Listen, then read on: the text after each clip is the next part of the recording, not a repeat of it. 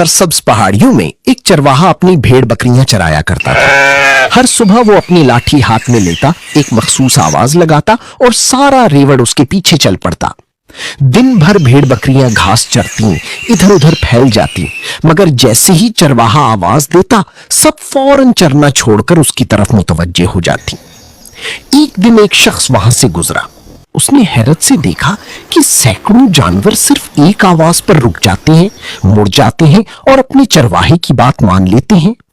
वो शख्स चरवाहे के पास आया और बोला, ये जानवर तुम्हारी बात इतनी जल्दी कैसे मान लेते हैं?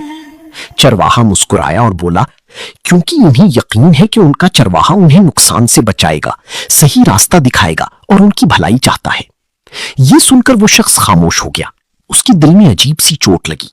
उसने सोचा, ये बेजुबान जानवर तो अपनी चरवाहे की एक आवाज पर अपनी ख्वाहिश छोड़ देती हैं, मगर इंसान को अल्लाह ने अक्ल दी, शऊर दिया, हक और बातिल की पहचान दी।